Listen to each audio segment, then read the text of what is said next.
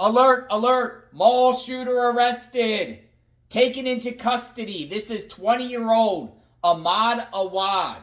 And he's in some big trouble, folks. Mall shooting, Maine Mall in Portland yesterday.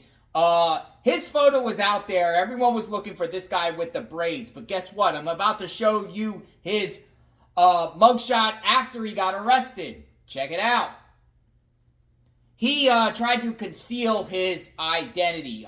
When they put his photo out there, he had the braids on, but when he got arrested, he took the braids out because he was trying to aid and abet because authorities were looking for him. What exactly happened with this particular case? Well, I'm going to give you a news clip right here sharing about his arrest. Check it out. And we have some breaking news in just now. Police say they have now caught the suspected gunman who fired 2 shots at the Maine Mall yesterday in the food court, wounding 1 person. Again, all of this unfolding yesterday afternoon. Ahmed Basheer Awad is charged with elevated aggravated assault, as well as reckless conduct with a dangerous weapon and carrying a concealed and threatening display of a weapon. He is held on a $100,000 cash bail right now at the Cumberland County Jail. Let's get the latest on this. CBS 13's Brad Rogers joining us now live at the Maine Mall with more on this breaking news, Brad. Well, one of the big questions still to remains is where's the gun? The police have not recovered the gun at this time, but we do know it was a negotiated surrender thanks to a third party. So that is good news, and I think a lot of Mainers can rest a little bit easier tonight knowing that the suspect is behind bars in this shooting. As for what prompted all of this, police say the victim in this case isn't saying much and claims he doesn't know the gunman. We responded to what we thought was an active shooter at the mall. Police feared the worst as they sped to Maine Mall. South Portland's police chief says it's fortunate this was an isolated incident. 1 victim and a suspected gunman, Ahmed Basheer Awad, seen on food court surveillance cameras leaving the mall after the shooting. We are actively seeking the shooter. We're not sure that he's even in the state of Maine. We're still conducting a thorough search and using our forensic tools to find out where he is and locate him. We're hoping to come to a resolution sometime later today where we have located him and brought him into custody. In December, there was another shooting near the mall. Police arrested 1 suspect and are looking for the other. Some people who work in the mall told us they've not been trained on what to do in an active shooter situation. Honestly, I had no idea what to do because I was not trained in a situation like this, so we had no idea where to go or what to do. Everyone was just kind of confused, I think, and waiting to hear more. They ended up running out the back door. We train at the mall for active shooter scenarios. But Chief Dan Ahern says he doesn't know about training for mall employees. We reached out to Maine Mall staff and their parent company. No one got back with us. Police say surveillance footage did show 2 mall security officers taking immediate action. The second the gunshots went off and everybody else ran out, they ran to where the gunshots came from. Police say the victim is out of surgery and will recover. His wound was in his right leg. I can't tell you whether or not that artery was severed, but he did show signs of significant hemorrhage, and that is what he was treated for. Once again, the suspected gunman has been arrested. He is behind bars tonight, charged with 3 felonies. He has been charged before in past cases with carrying a concealed weapon and violating a condition of his release.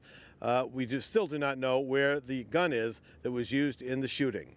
We're live in South Portland. Brad Rogers, CBS 13 News. Back to you guys. All right, Brad, good to know he turned himself in peacefully. So thank God this creep is off the streets. Police earlier gave a press conference detailing what's going on with this entire mall shooting. It's wild in these malls across the country. Over and over for the last few years, we've been talking about mass shootings at the food court, shootings in the mall, at the bowling alleys, in the mall. It's wild stuff. A lot of these juvenile young adults run amok. Like this guy, 20 years old. He's only 20 years old. But let me give you some details of what the police said.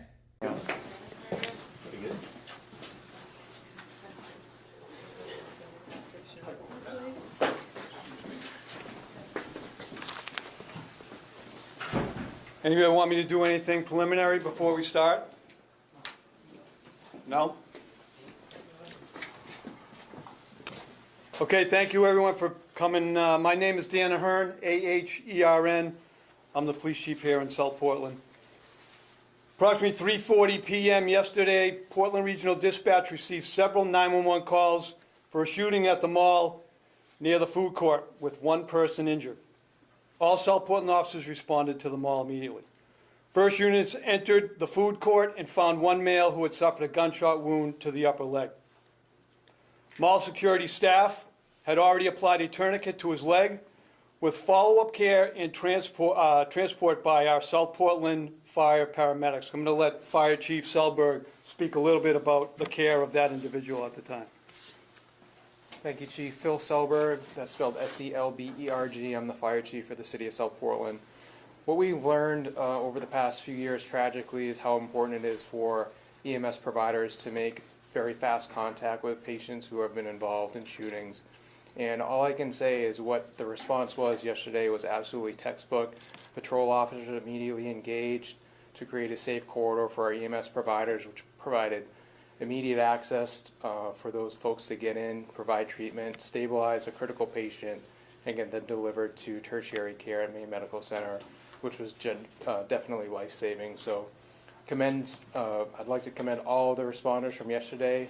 This is exactly how we train and what we train for, and it went perfectly. Thank you, Chief. I can't agree more with the fire chief. The care that this person received pre-arrival to the medical center likely saved his life.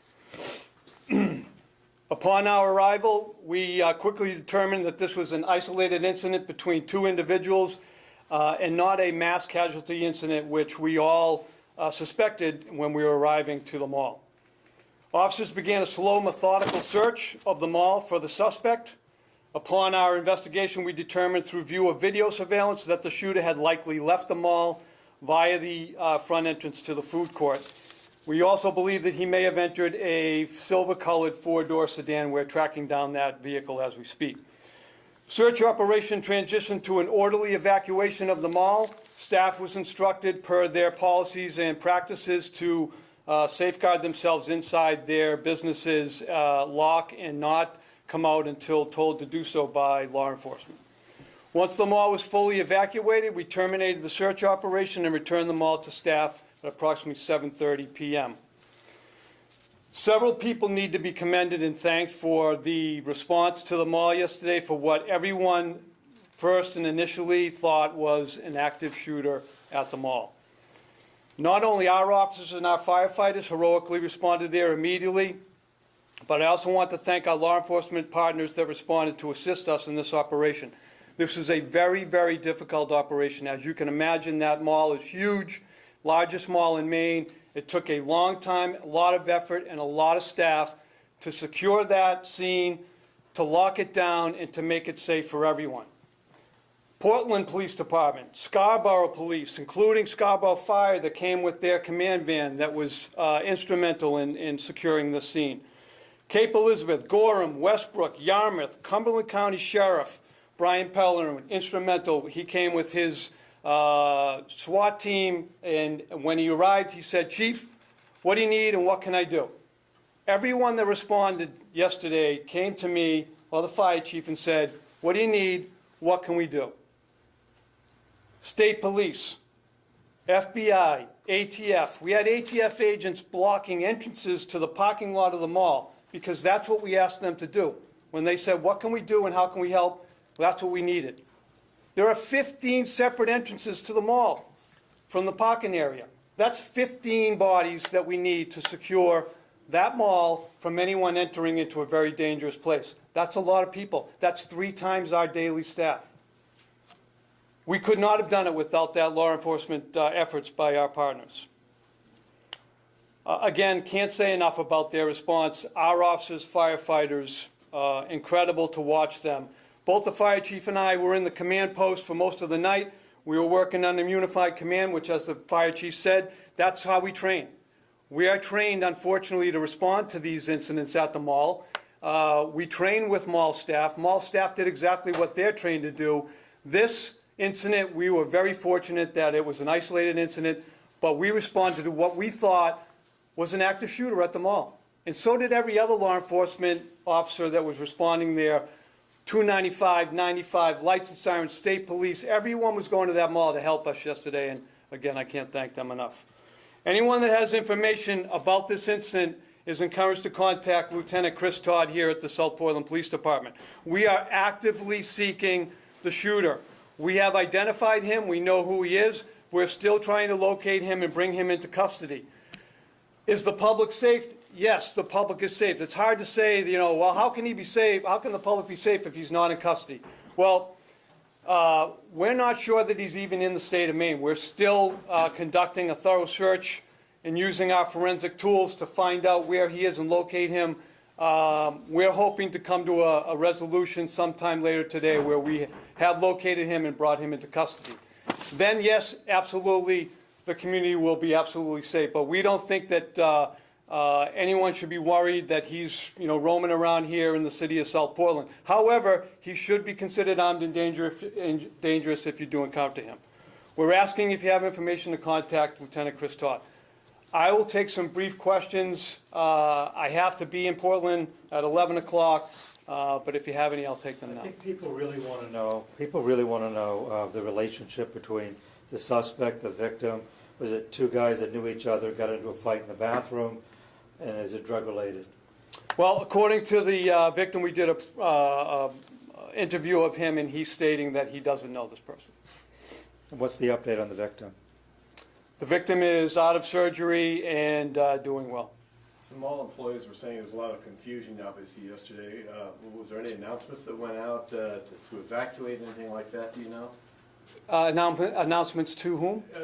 To the people in the mall, to evacuate, anything like that? When we entered the mall, there was an evacuation message over the loudspeaker going on, please evacuate, please secure. So there is a policy in place by the mall. When this happens, they went into that lockdown procedure. I'm not exactly sure what that is, but they have a way to communicate with their staff via an app, and that app went out to secure in place until police relieve you or come in and tell you that it's secure. So they use that app to notify people, staff, and tenants inside the mall.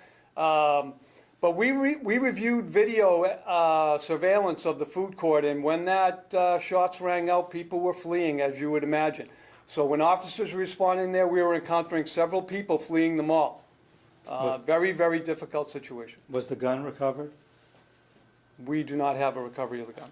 Does the mall have security, and what was their role in this? If they did? Mall does have security. They acted exemplary yesterday. In fact, when we were going through our search of the mall, one of the mall security personnel was instrumental in helping Lieutenant Kevin Terrio, who was taking point inside the mall, and assisting him in our methodical search. Some of the employees were saying they've never had active shooter training out there. They didn't really know what to do. Your thoughts about that? I can't comment on that. You'd have to contact the mall personnel. Do you plan on having anything training going on? We do training with the mall. We train at the mall for active shooter scenarios. I have met with my command staff with previous general managers of the mall, and so we have had training there. Whom you're talking about and who you're talking to, I don't know. Was the response that you saw consistent with that training for the mass shooting at the mall? Yes. The suspect from Westbrook, is that what I understand? And we believe he's from Westbrook.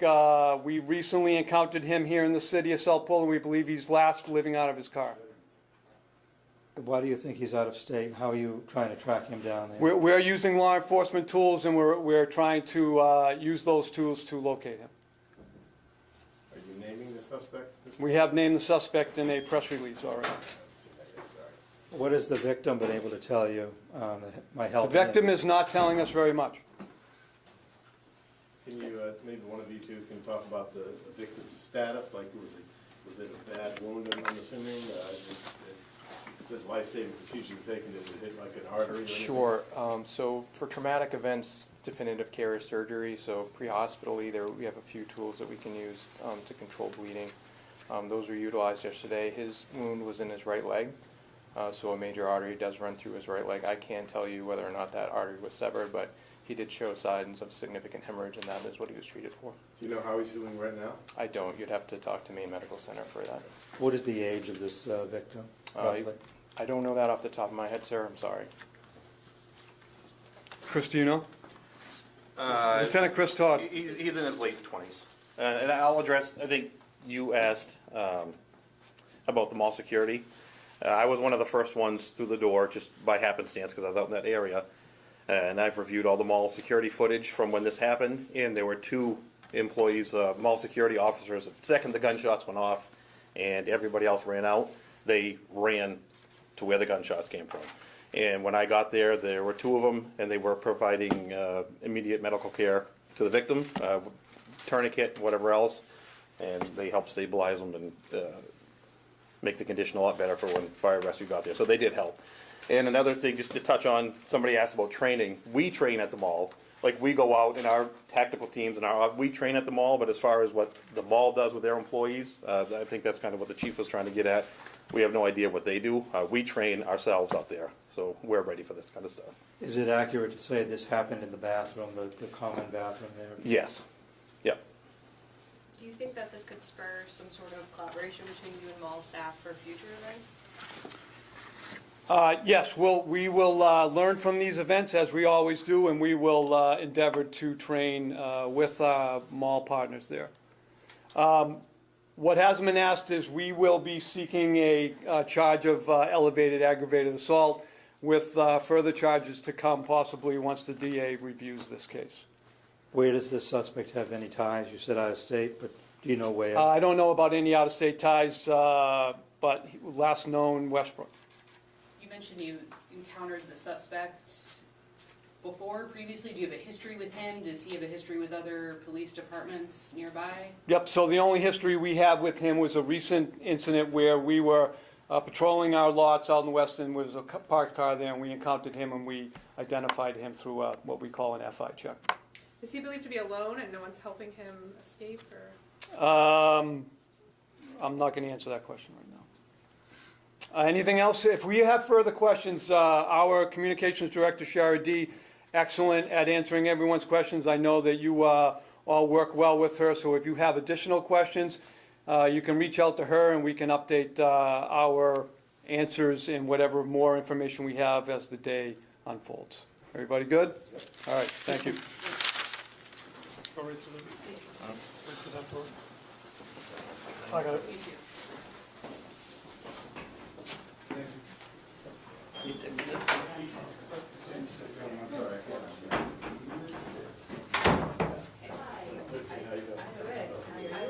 So there you have it, folks. We'll see what happens with this guy here. Maine, state of Maine, will he do much time? The victim doesn't even know who he is. Will he do much time? I'd say due to the fact that the governor got involved, she put out a statement and it created mass hysteria. I see a 10-year. I see a 10-piece for this guy. 10 years, 5 to 10 years, something like that. Let me know how much time you think Ahmed Awad should get. We'll talk soon. Subscribe to the channel, like, hit the notification button. JLR Investigates. True crime 24/7, 365. Stay tuned.